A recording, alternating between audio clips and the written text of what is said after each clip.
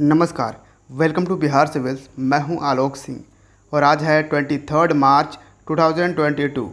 आज के Bihar current affairs साथ में नेशनल और इंटरनेशनल इवेंट्स भी डिस्कस करेंगे। पीडीएफ हर दिन का डिस्क्रिप्शन बॉक्स में आपको मिल जाएगा और हाँ, अगर आपको मंथली कंपाइलेशन पीडीएफ चाहिए तो वो आपको हमारे टेलीग्राम चैनल पे मिल जाएगा। तो चलिए without any further delay let's start. तो first question, the world's highest Ramayana temple will have been built in which district of Bihar. तो दुनिया का सबसे ऊंचा रामायण मंदिर बिहार के किस ज़िले में बनेगा।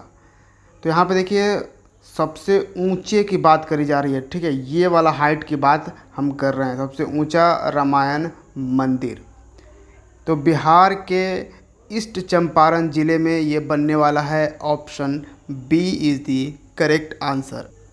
ईस्ट चंपारण में एक जगह है जिसका नाम है कैथवलिया, ठीक है, इसी जगह पे ये बनने वाला है रामायण टेम्पल, रामायण मंदिर। यहाँ से आप कंफ्यूज मत होना रामायण यूनिवर्सिटी से, ठीक है। रामायण यूनिवर्सिटी जो है वो बिहार के वैशाली ज़िले में बनने वाला है। ये सब बनने वाला है, कोई भी बना नहीं है, ये याद रखिएगा। ये जो रामायण टेम्पल है, रामायण मंदिर, ये लोगों के चंदे से बनेगा और इसमें अभी बहुत ज़्यादा न्यूज़ में ये इसलिए भी था क्योंकि किसी मुस्लिम कम्युनिटी का पर्सन ने काफ़ी ज़्यादा मात्रा में लैंड जो है वो डोनेट किया है रामायण मंदिर बनाने के लिए, तो इसलिए ये थोड़ा सा न्यूज़ में भी था। वैसे ये जो मंदिर है इसका, ये जो रामायण टेम्पल है, इसका प्रपोज्ड हाइट है 270 फीट। कितना? 270 फीट इसकी ये वाली लंबाई होगी और लेंथ यानी ये वाला जो लेंथ होगा ये कितना होगा, ये 1080 फीट होगा और इसकी चौड़ाई भी होगी, ठीक है, यानी इसकी चौड़ाई की बात हम कर रहे हैं तो 540 फीट होगी इस रामायण टेम्पल की, तो ये याद रखिएगा। नेक्स्ट क्वेश्चन है, what is the theme of 110th foundation day of Bihar that is also known as Bihar Diwas. क्या है? बिहार दिवस भी इसे कहा जाता है। बिहार के 110वें स्थापना दिवस की थीम क्या है? तो देखिए इस बार जो 2022 में बिहार दिवस मनाया जा रहा है, कब मनाया जा रहा है, किस दिन हम बिहार दिवस ऑब्जर्व करते हैं? ऑब्वियसली ये हर साल 22 मार्च को ऑब्जर्व करते हैं और 22 मार्च को वर्ल्ड वाटर डे भी हम ऑब्जर्व करते हैं। तो 22 मार्च को हर साल बिहार दिवस ऑब्जर्व करते हैं और इस बार का थीम रखा गया है 2022 का थीम है जल जीवन हरियाली।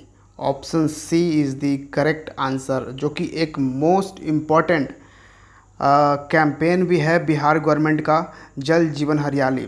इस कैंपेन के तहत बिहार गवर्नमेंट क्या है कि जो भी नदियां हैं, पोंड हैं जो सूखी पड़ी है, उन सब में जान ला रही है, उन सब में पानी लाने की कोशिश की जा रही है। सबको मतलब रिबिल्ड किया जा रहा है, कोई अगर कुआं है उस सब चीज़ को रिबिल्ड किया जा रहा है। और हरियाली तो आपको पता ही है, उसमें पेड़ पौधे लगाए जा रहे हैं। एंड ऑफ कोर्स इस बार का जो फॉरेस्ट रिपोर्ट था, बिहार फॉरेस्ट रिपोर्ट, अगर आपने बिहार फॉरेस्ट रिपोर्ट नहीं देखा है तो ज़रूर देखिए चैनल पे, हमने पूरा वीडियो भी बनाया है, उसमें इम्प्रूवमेंट भी दिखा था हरियाली में।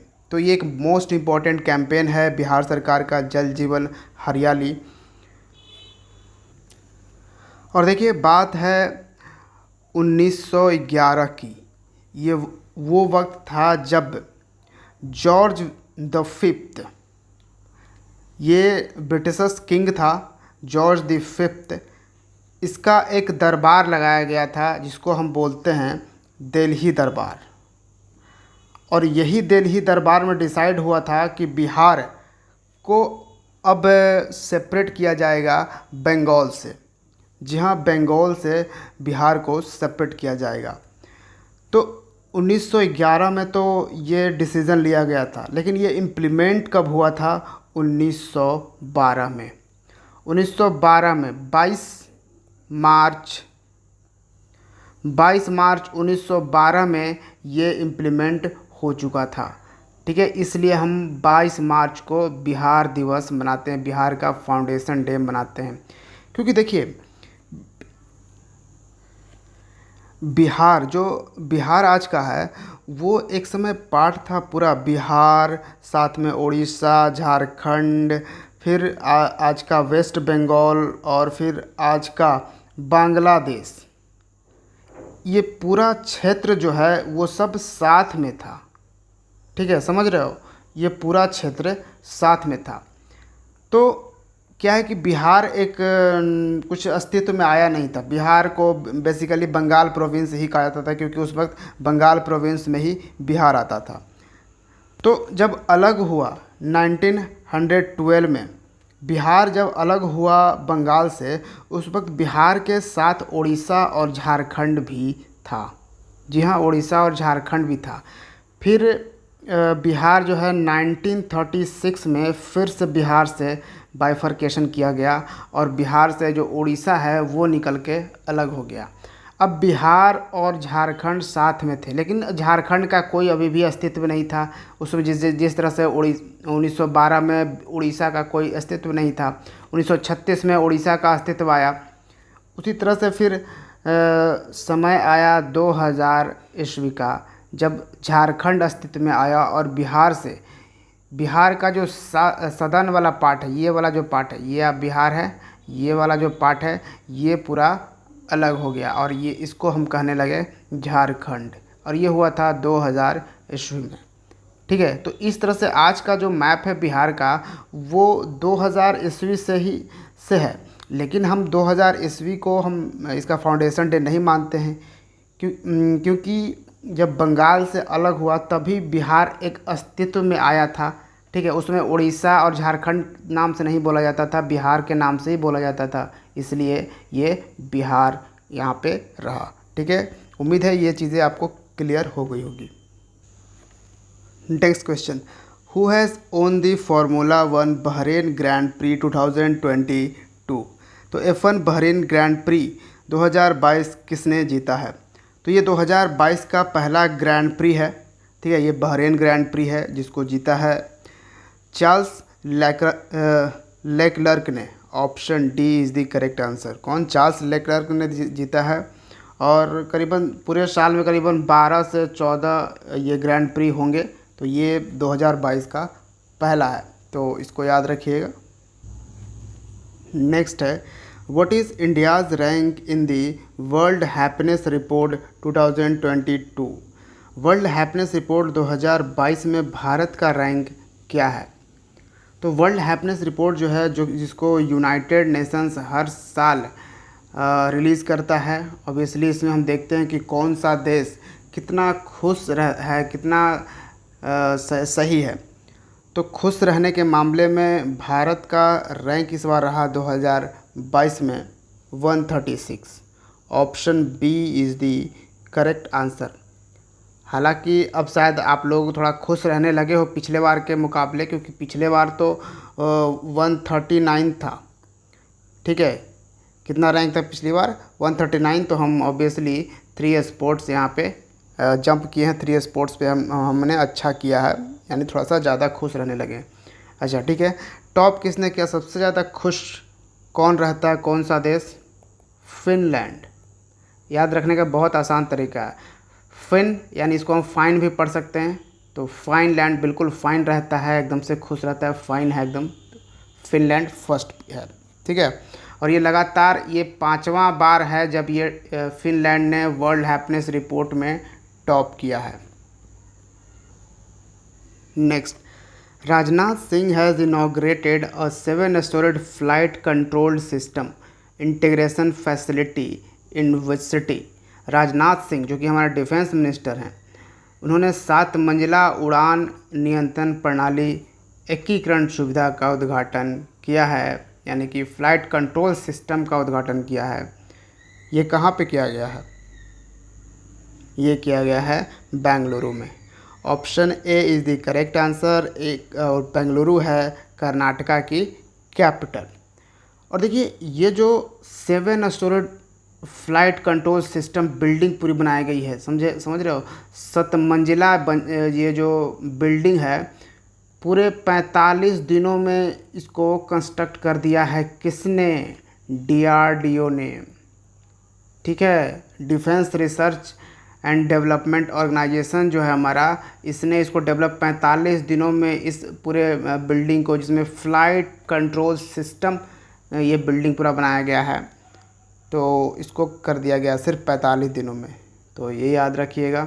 डीआरडीओ के चीफ हैं जी सतीश रेड्डी। इसका हेडक्वार्टर आपको न्यू दिल्ली में मिलेगा। Next, offshore patrol vessel Indian coast guard ship Saksham has commissioned at up तटीय गश्त पोत आईसीजीएस सक्षम ने कमीशन किया गया है कहाँ पे? तो ये इसको कमीशन कर दिया गया है गोवा में। Option B is the correct answer. तो यहाँ पे क्या बोला जा रहा है, आपसे पूछा जा रहा है ICGS Indian coast guard ship, क्योंकि आपको पता होगा भारत को कोस्ट गार्ड की ज़रूरत है। अब आपसे मैं पूछूं कि क्या नेपाल को कोस्ट गार्ड की ज़रूरत है? तो नहीं, बिल्कुल नहीं, क्योंकि नेपाल जो है लैंड लॉक्ड कंट्री है और हमारा जो ये वाला क्षेत्र है पेनिनसुलर इंडिया जिसको हम बोलते हैं, ये जो है आपको समुद्र से घिरा है। तो इन कोस्ट की रक्षा कौन करेगा? ये जो हमारा जो तट है, ये जो कोस्ट है, इसकी रक्षा कौन करेगा? इसको आईसीजी तो करता है, इंडियन कोस्ट गार्ड ही तो करता है। ठीक है, तो इंडियन कोस्ट गार्ड के लिए कोई शिप होनी चाहिए ना, तो वही इसका 5वां ये इस सीरीज़ में ये आईसीजीएस के लिए एक ऑफशोर पेट्रोल वेसल सीरीज़ है पूरा, तो इसमें ये 5वां है सक्षम जिसका नाम है। ठीक है, तो इसको याद रखिएगा। अच्छा, एक चीज़ और यहाँ से हो सकता है कि आईसीजीएस सक्षम को डेवलप किसने किया है, कौन सी कंपनी है? ये है गोवा शिपयार्ड लिमिटेड। और ये शिप बिल्डिंग में, शिप डेवलपमेंट में मेनली 2 कंपनी आपको याद रखनी है, या तो गोवा शिपयार्ड लिमिटेड हो सकता है, मज़ागांव शिपयार्ड लिमिटेड हो सकता है, या फिर एक और हो सकता है लार्सन एंड टुब्रो। ठीक है, ये 2-3 कंपनी जो है ये शिप बिल्डिंग में बहुत ही एक्सपर्टीज़ है। Next, India has temporarily shifted its embassy from Ukraine to which country? Bharat ने अस्थायी रूप से अपना दूतावास यूक्रेन से किस देश में स्थानांतरित कर दिया गया है? अब आपको एक चीज़ मालूम होना चाहिए कि जो भी एम्बेसी होता है, जहाँ पे उस देश के एम्बेसडर रहते हैं, जैसे भारत का एम्बेसडर, अगर भारत का एम्बेसडर अगर चाइना में रहता है तो चाइना की वो कैपिटल में रहेगा। भारत का एम्बेसडर अगर ऑस्ट्रेलिया में रहता है तो वहाँ के कैपिटल में रहेगा। मान लो कि जैसे यूक्रेन का एम्बेसडर हो या रसिया का एम्बेसडर हो या किसी भी देश का एम्बेसडर है, तो वो एम्बेसडर भारत में कहाँ रहेगा? तो भारत में उसके कैपिटल में रहेगा, दिल्ली में रहेगा। ठीक है, तो यहाँ पे कहा जा रहा है कि यूक्रेन से हमारा जो एम्बेसी था, दूतावास, उसको हमने शिफ्ट कर दिया है। क्यों शिफ्ट किया? क्योंकि आपको पता होगा यूक्रेन की जो कैपिटल है काइव, इस पे भी रसिया बहुत बुरी तरह से अटैक कर रहा है, पूरे काइव को घेर चुका है। तो इसलिए ये सेफ था कि हम लोग इसको शिफ्ट कर देते। तो इसको हमने शिफ्ट कर दिया है पोलैंड में। Option B is the correct answer. Poland में क्यों? क्योंकि पोलैंड देखिए बहुत ही फ्रेंडली कंट्री है भारत का, और यूक्रेन से जो भी इंडियंस थे, इंडियन नेशनल्स, उन सब को वहाँ से शिफ्ट कर, वहाँ से इवैक्यूएट करने में पोलैंड काफ़ी मदद किया है भारत का। तो इसलिए भी। कैपिटल क्या है पोलैंड की? वार्सा। वार्सा कैपिटल है। प्रेसिडेंट कौन है पोलैंड के? Andrzej DUDA.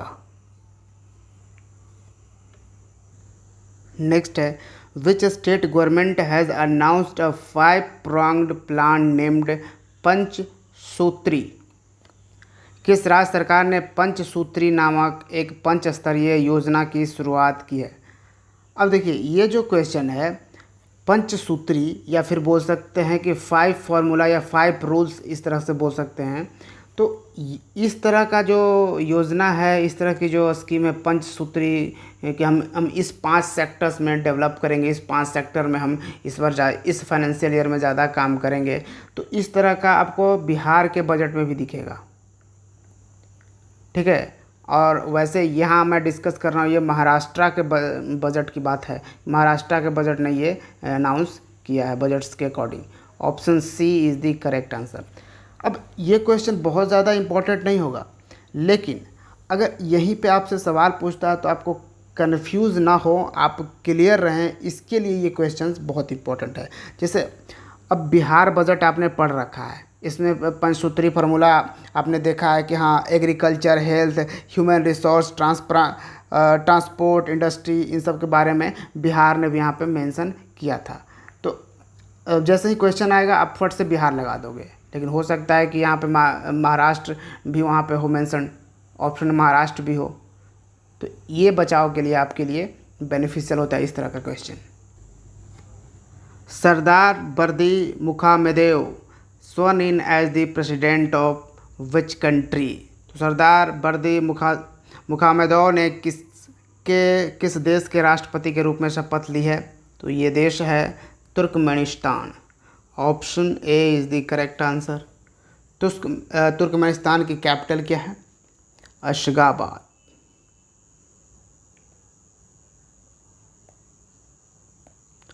ठीक है, अशगाबाद इसका कैपिटल है। तुर्कमेनिस्तान आपको मालूम होना चाहिए, ये सेंट्रल एशियन कंट्री है।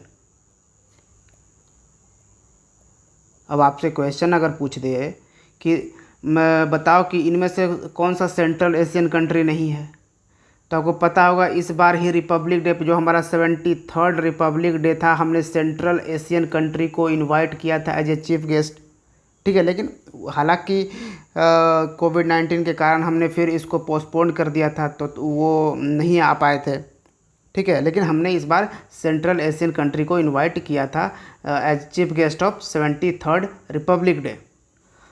तो आप कैसे बताओगे कि अगर पूछेगा कि सेंट्रल एशियन कंट्री में से कौन सा नहीं है, तो आपको याद रखना है 5 सेंट्रल एशियन कंट्री हैं। कौन कौन से? एक तो आपका तुर्कमेनिस्तान हो गया, और कौन सा है? कजाकिस्तान आपका हो गया, यहाँ पे आपको दिख रहा होगा तुर्कमेनिस्तान, कजाकिस्तान, फिर है किर्गिस्तान,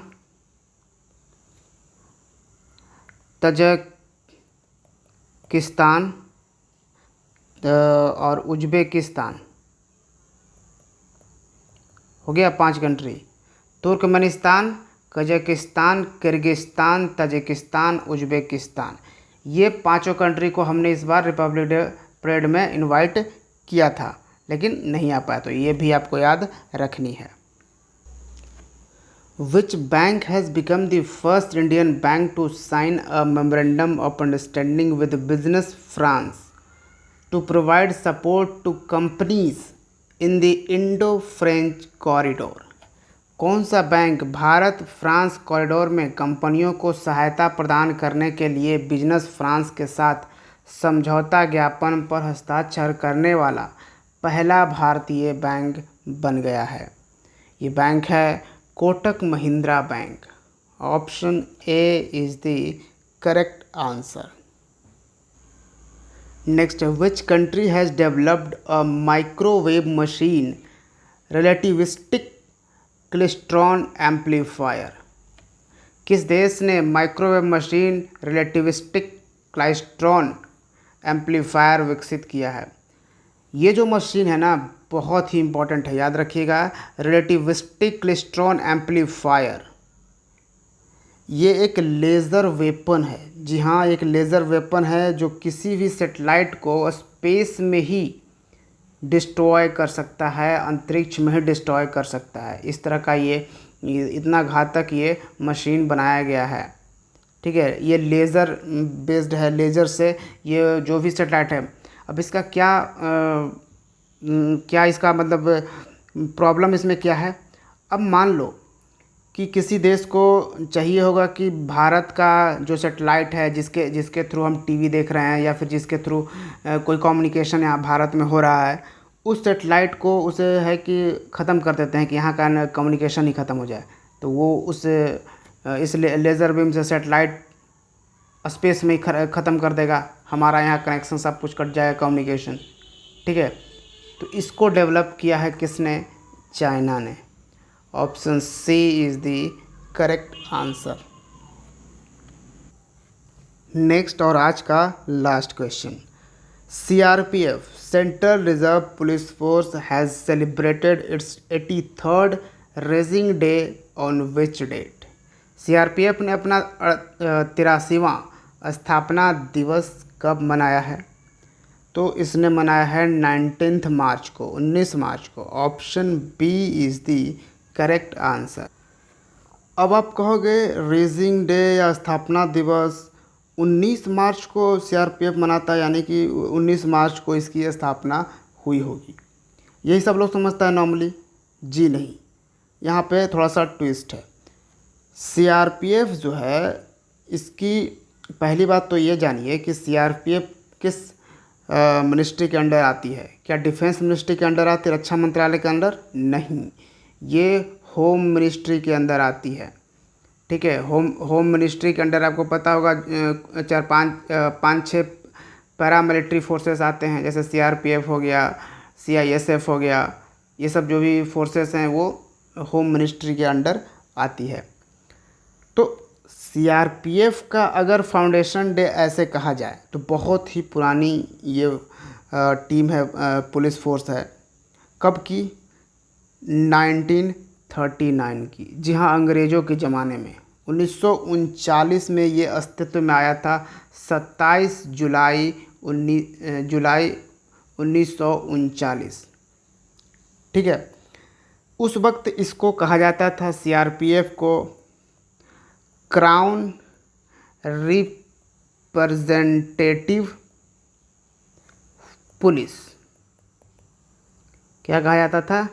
CRP सिर्फ है ये, क्राउन रिप्रेजेंटेटिव पुलिस। क्राउन आप समझ ही रहे हो, ब्रिटिशर्स की यहाँ सेवा करने वाली बात यहाँ पे कह सकते हो। तो उस वक्त था। अब भारत जब आज़ाद हुआ 1947 में, उसके बाद यहाँ पे क्या किया गया, इस क्राउन रिप्रेजेंटेटिव पुलिस का नाम चेंज कर दिया गया और कर दिया गया CRPF, और ये हो गया सेंट्रल रिज़र्व पुलिस फोर्स। ठीक है, क्या हो गया? Central reserve police force. तो ये कब किया गया?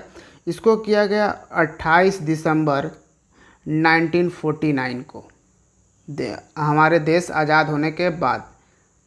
अब आप कहोगे सर ये तो 28 दिसंबर को किया गया, तो हम 19 मार्च को रेजिंग डे क्यों मनाते हैं? तो फिर एक ट्विस्ट देखिए, 28 दिसंबर 1949 को तो CRPF का नाम चेंज कर दिया गया। ठीक है, क्राउन रिप्रेजेंटेटिव पुलिस से CRPF। लेकिन क्योंकि हमारे फर्स्ट होम मिनिस्टर कौन थे? CRPF ये जो है फोर्सेस किस के अंडर आता है? होम मिनिस्ट्री के। तो फर्स्ट होम मिनिस्टर कौन थे? सरदार वल्लभ भाई पटेल, जिनकी स्टैचू ऑफ यूनिटी लगी है गुजरात में। ठीक है, तो ये थे हमारे फर्स्ट होम मिनिस्टर। इन्होंने प्रेजेंट किया था प्रेसिडेंशियल कलर्स, प्रेसिडेंशियल